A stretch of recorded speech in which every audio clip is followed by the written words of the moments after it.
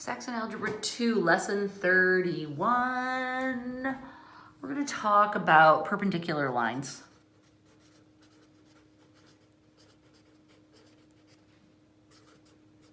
And first we're going to talk about something simple and easy called negative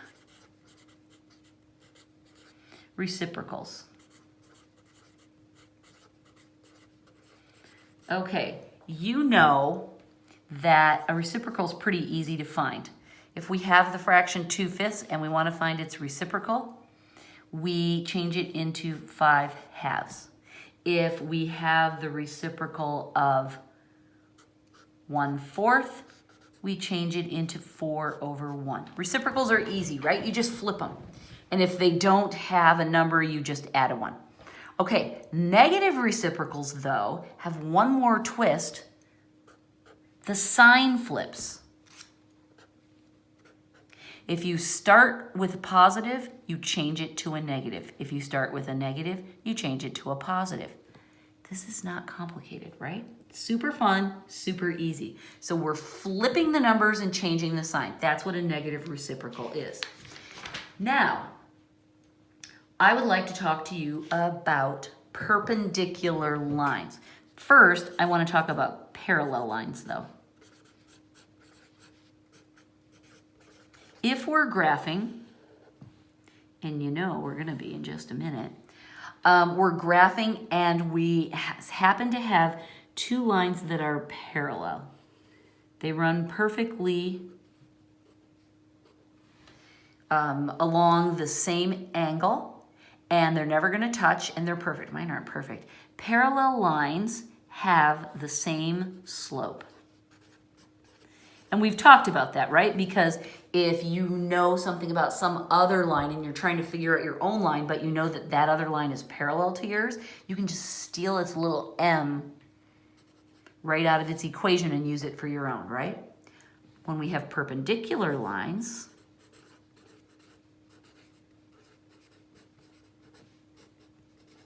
I'm going to bump my book up a little bit. Okay. Perpendicular lines meet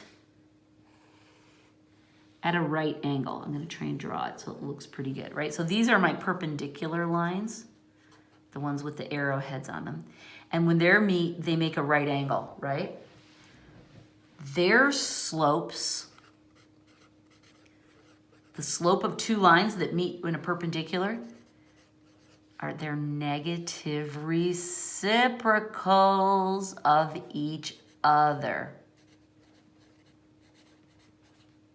Running out of space of each other.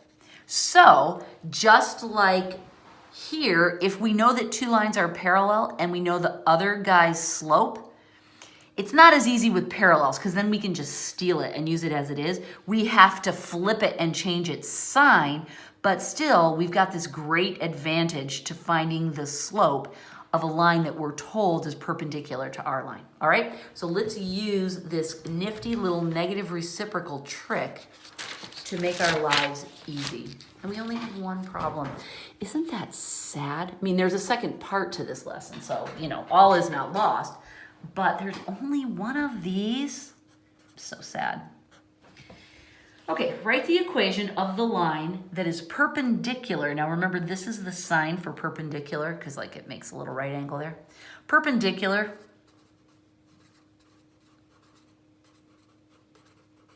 means that it's a 90-degree angle, right? I'll say that again just to be obvious. Perpendicular line, okay, let me say that all again. Write the equation of the line that is perpendicular to y equals 2/5 x minus 3 and passes through, abbreviating through, the point 3, 2. Okay, so this is the information we get. We need to figure out the line. We know y equals mx plus b. Come on, right? Slope, y-intercept. So the first thing we do is tackle our slope. we know that this other line that is perpendicular to ours has this slope. So the slope of the other line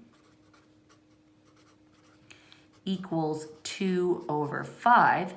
So the slope of our line, if you will, right? Other line, our line is the one we're trying to solve for, would be negative, because this is positive, 5 over 2.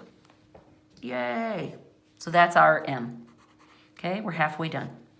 Now, to find our b, we plug in our m, our x, and our y to this, right? The Holy Grail. All right, so there's our x, there's our y, there's our m. Let's put them in. Y, 2 equals minus 5 halves times 3 plus b. Easy, right? We're used to doing this. We're going to get, this is going to be what? Negative 15 over 2. So I'm going to add 15 over 2 to both sides. Makes sense? This needs to have 2 on the bottom, so I'm going to rewrite it as 4 over 2. And that means when I add them together, this will all cancel, right? This I reduced to minus 15 over 2. I added 15 over 2, that's gone. There I'm adding the 15 over 2. I changed this 2 into 4 over 2, so I get 19 over 2 equals b. Now I have both of my parts, and I can write y equals minus 5 over 2x plus, and it is positive, 19 over 2. And that is our final answer. So these are a lot like those parallel line problems. It's just that when they're perpendicular, we have to do our little negative reciprocal trick. That's not very hard, right? All you have to do is flip it and change the sign. Yay! And the other thing I like about these problems is even though we get these just nasty looking fractions, it doesn't matter. We don't have to do anything with them. That's just the answer. So that's good. All right, the last part of this is going to be fun because I just want to show it to you. I don't expect you to remember this or be able to, I expect you to remember, I don't expect you to work it by yourself. It's a little bit of a proof, and we're not doing proofs in earnest this year, but I want you to just see that they're kind of fun. They're like little puzzles that we're going to learn how to solve. Again, we'll be working more on them next year, but I want to just let you dip your toe into this and see that the water is quite fine. Okay, so here's example 31.2. And what we're talking about here is something called, it sounds so much harder than it is, remote exterior angles. Doesn't that sound horrifying? But let me show you what that means. Here's a triangle. Copy all this, please. And we're not going to use numbers, we're just going to use letters. We're going to call those A, B, and C. We know they add up to 180 because they always do, right? And what we're trying to prove, let me just extend our drawing a little bit. This is the exterior angle, right? And let's call it E. What we're trying to do is prove that the measure of the external angle, so angle E, equals the sum of the remote interior angles. Oh, this should be interior angles, sorry. This is the exterior angle. These are the interiors. It doesn't really matter.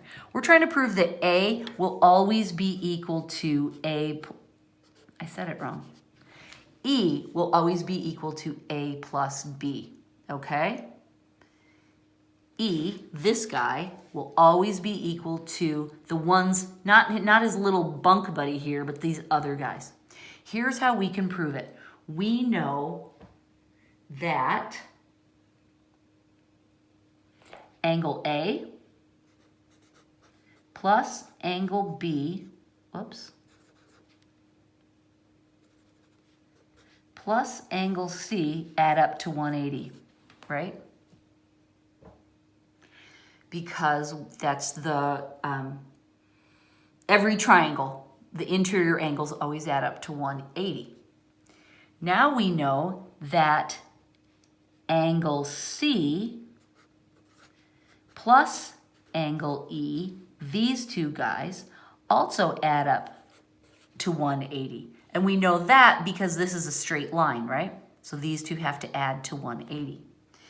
Now, we see that if these two things are both equal to 180, then we can say that they're equal to each other. So we can say angle A plus angle B plus angle C equals, the first row equals the second row, angle C plus angle E, right? If they're both equal to 180, then they must be equal to each other. So now we write them as equal to each other. And now we can subtract angle C from both sides, and look what we get. Angle A plus angle B equals, cancel, cancel. I'd like it to be up here, sorry. Angle E. And that is what we set out to prove, that angle E equals A plus B, angle E equals A plus B. We proved it, hallelujah. Isn't that kind of fun? The way that you can start with something that seems really kind of obscure and then just break down the logic and bring it through. Thank you, Euclid, Mr. Euclid. I'm slow clapping you because you're a clever dude and your postulates allow us to do that. Okay, so that's a proof. It's fun, it's cute, it's easy. We're done with 31. Yay, see you for 32.